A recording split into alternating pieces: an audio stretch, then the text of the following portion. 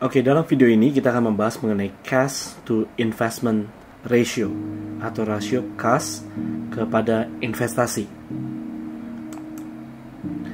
Saat memiliki uang menganggur dalam bisnis, ada beberapa jenis pebisnis yang memiliki perilaku berbeda-beda. Jadi saat memiliki uang menganggur dalam bisnis, uang lebih nih, ada pebisnis yang pertama yaitu yang save up for rainy days. Jadi ada pebisnis yang waktu punya uang lebih, dia benar-benar dia nabung, dia save up for rainy days, menabung untuk hari-hari sulit. Dan beberapa dari kita mengalami manfaat dari tabungan-tabungan yang kita simpan selama ini, sehingga waktu dalam keadaan pandemi COVID seperti sekarang, kita masih bisa tetap survive, masih bisa tetap membayar gaji karyawan kita dengan full tanpa dipotong, karena ada pebisnis yang save up, yang gemar atau mau menabung untuk hari-hari sulit. Tapi waktu bisa juga ada pebisnis jenis lain, yaitu saat memiliki uang menganggur dalam bisnis, dia ngapain? Dia spend out, dia belanjakan, dia spend out, dia belanjakan untuk hal-hal yang dia memang ingin miliki. Jadi misalnya kalau ada uang lebih, tiba-tiba dia bilang, udah saya mau belanja barang atau jasa yang saya pengenin. Nah, cuma dalam kondisi spend out, biasanya mereka cenderung membeli barang-barang yang nilainya menyusut, seperti elektronik, beli laptop paling canggih, beli tablet paling canggih, beli peralatan kantor yang bagus-bagus, mobil dinas dan seterusnya fasilitas kerja yang cenderung menyusut. Ini tipe pebisnis yang kedua, yaitu yang spend out, yang membelanjakan uang menganggurnya dia. Ada juga yang ketiga. Nah, pebisnis tipe ketiga adalah tipe yang invest in, yang melakukan investasi, baik itu kepada portfolio investasi, misalkan dia beli saham, dia beli dolar, dia beli emas, dan sebagainya, atau dia beli properti, atau pada bisnis lain juga boleh. Misalkan tiba-tiba dia bilang, saya mau buka bisnis tambahan, bisnis startup ini, atau saya mau bantu bisnis teman saya, dan seterusnya, termasuk pada inovasi bisnis yang tadinya bisnisnya hanya melalui sales yang keliling, kemudian dia inovasi bisnis, dia buat aplikasi untuk menjual, dan seterusnya. Ini adalah tipe pebisnis ketiga, yaitu yang waktu ada uang nganggur, dia investasikan uang itu. Harapannya mungkin supaya penjualan meningkat atau mendapatkan uang dari uangnya berbuah uang, seperti itu. Ya, jadi yang ada yang pertama, kedua, ketiga, save up, spend out, sama invest in. Nah, ada juga tipe pebisnis yang keempat, yang mereka justru melakukan give out. Mereka mendonasikan uang menganggurnya pada kegiatan amal, pada yayasan sosial, kepada panti asuhan, panti jompo, ke rumah ibadah, dan seterusnya. Nah, jadi tipe yang manakah Bapak dan Ibu? Jenis yang manakah Anda nih? Apakah Anda tipe yang save up aja, yang nabung? Anda tipe yang spend out, yang langsung beli ABC, langsung beli mesin baru, beli komputer baru, atau ngajakin tim liburan dan sebagainya gitu ya. Atau tipe yang ketiga yang investasi, kita coba buka cabang di sini, kita coba bikin aplikasi, kita, dan seterusnya. Atau Anda tipe yang keempat, yaitu tipe yang mendonasikan uang Anda yang kelebihan itu. Nah, tipe masing-masing itu ada kelebihan dan kekurangan masing-masing. Nah, tapi saya ingin bahas, karena topik kita hari ini adalah terkait dengan cash to investment ratio, maka saya ingin membahas satu prinsip utama dalam prinsip melakukan investasi atau membelanjakan uang Anda yang menganggur. Dan prinsip utama itu disebutnya prinsip namanya prudent. Nah, prinsip ini bukannya prinsip yang wah banget, tapi ini prinsip yang common sense, atau prinsip yang logis. Karena untuk membelanjakan uang yang menganggur atau memakai uang yang menganggur, mungkin katanya lebih cocok kata memakai uang yang menganggur, maka kita perlu punya prinsip yang namanya prudent. Nah, prudent ini bukan asuransi loh ya, tapi prudent ini adalah bahasa Inggris yang berarti marked by wisdom or judiciousness. Dengan kata lain, ditandai dengan kebijaksanaan dan pertimbangan matang.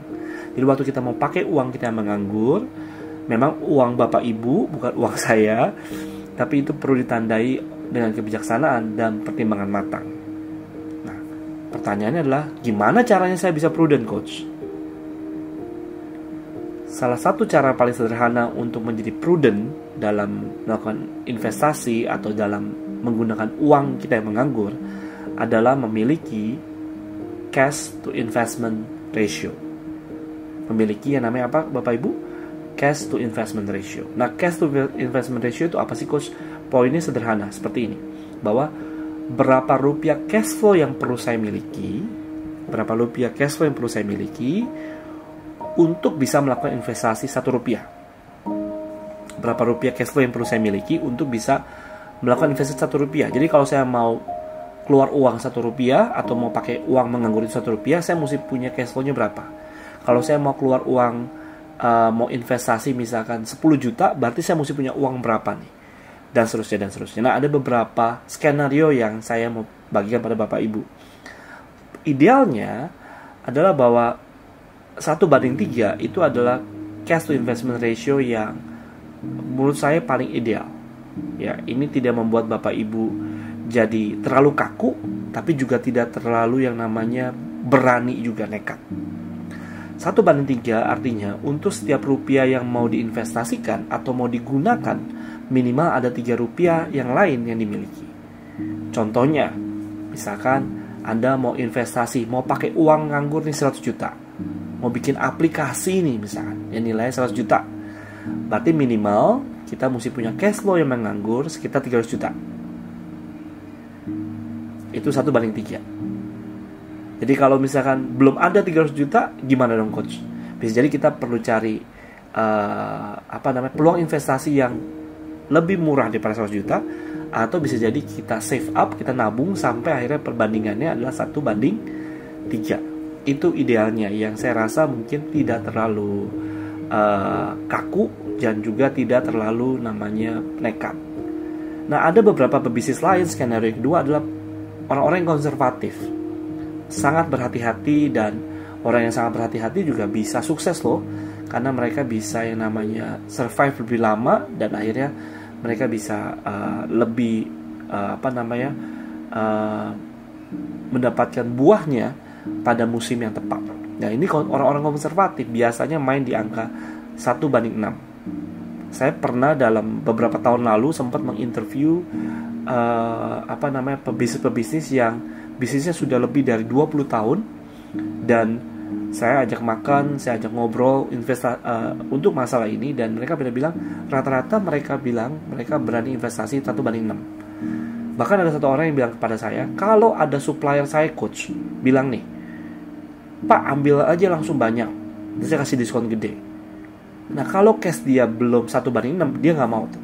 Dia bilang, mendingan untung saya kecil, tetapi cash flow saya tetap 1:6. Dan sekarang kaya raya banget ya. Saya liatin di sosial medianya, dia santai banget, dia bisa liburan kemana-mana walaupun dalam keadaan COVID seperti ini. Mobil dia udah banyak banget, mungkin naik sepeda mulu sekarang, sepeda mahal dan sebagainya. Waduh, itu udah enak banget. 1:6. Artinya orang-orang konservatif ini bilang bahwa rasio semakin konservatif, semakin aman pula kestabilan keuangan Anda.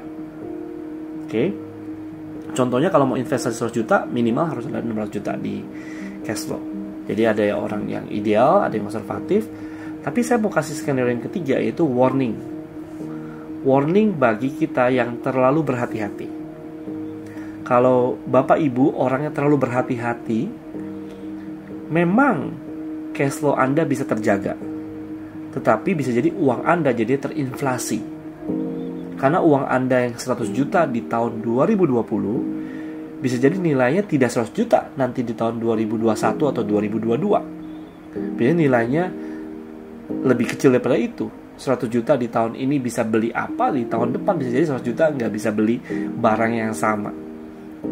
Jadi orang yang terlalu berhati-hati, sebagai contohnya adalah rasionya bisa jadi di atas 1:20. Ada loh pebisnis-pebisnis seperti itu, yang kasarnya dia mau keluar uang 10 juta aja, walaupun uang di rekening dia masih ada sekitar 2 miliaran, dia nggak mau tuh. 1:20 berarti kan dia harus ada, dia buat investasi 100 juta, dia ada 2 miliar. Dia nggak mau walaupun cuma investasi 10 juta. Dan akhirnya bisnisnya memang cash flow kelihatan kuat, tetapi uangnya tanpa sadar terinflasi. Dan akhirnya uangnya menyusut dengan sendirinya. Oke, itu warning yang pertama. Tapi ada warning yang kedua juga. Warning kedua, ini skenario keempat berarti, adalah pebisnis-pebisnis yang terlalu nekat. Nah, pebisnis yang terlalu nekat biasanya mereka investasi karena bisa keluar uang. Jadi, kenapa mau investasi? Ya karena saya mau dan saya pas ada duitnya nih. Nah, orang yang terlalu nekat investasi karena bisa keluar uang. Dan akhirnya biasanya tanda-tandanya adalah investasinya keliru, atau investasinya udah keburu keluar uang banyak, udah tanggung, walaupun sebenarnya merugi, tapi akhirnya bisnisnya seret terus menerus. Ya, jadi kalau ketemu berbisnis seperti ini, kasihan tuh, sibuk tapi tidak menghasilkan hal yang berarti. Cuma untuk mengakui bahwa dia salah, mungkin nggak tega atau nggak berani dia, dan akhirnya dia kecapean sendiri, dan akhirnya tidak prudent, tidak ditandai dengan kebijaksanaan atau pertimbangan yang matang. Sebagai contoh, pebisnis-pebisnis yang nekat ini rasio di bawah 1:1. Artinya, kalau dia mau investasi 100 juta dan uang dia cuma 50 juta, dia rela loh hutang supaya bisa dapetin apa yang dia mau. Dia bilang bahwa ini pasti berhasil, ini pasti berhasil. Tahu-taunya investasi gagal.